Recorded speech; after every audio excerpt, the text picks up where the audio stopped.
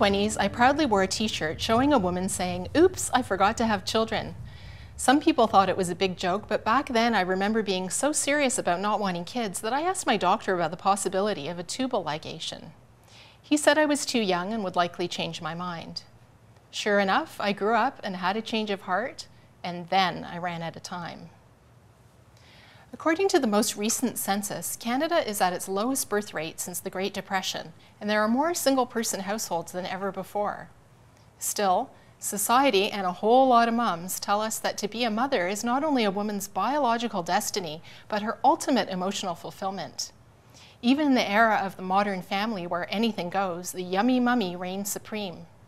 For that reason, the childless women among us have many, many occasions to keep silent and wonder, who are we if not mothers?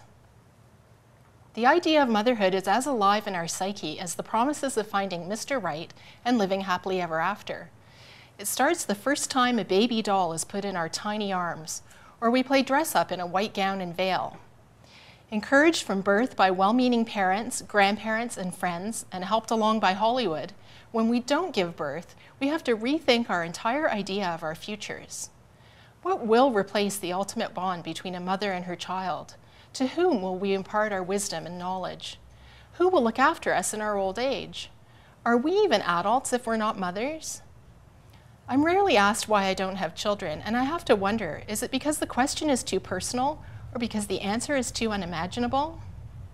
Just because people don't ask doesn't mean they don't assume that I'm selfish, that I choose my career, my own company, my freedom over diaper changing and parent-teacher meetings. Or maybe people assume I don't even like children.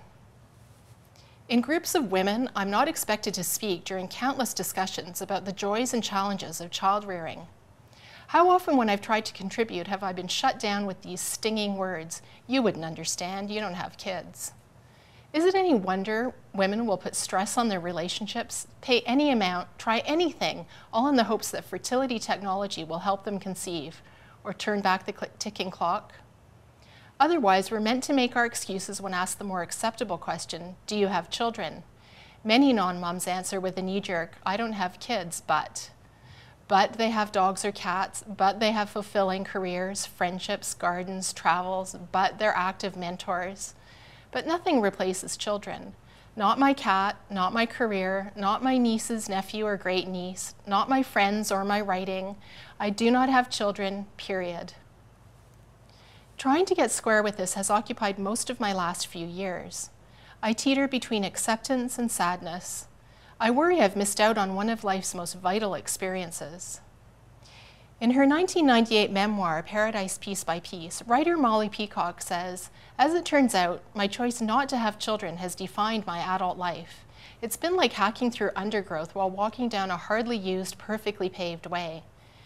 Peacock hoped her book would open a dialogue for other women, but the topic only has intermittent interest.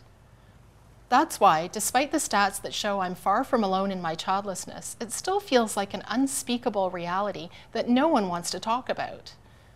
If more and more of us are becoming non-moms, all we can hope is we're able to find our voices and make them heard. For The Agenda with Steve Paikin, I'm Carla Lucchetta.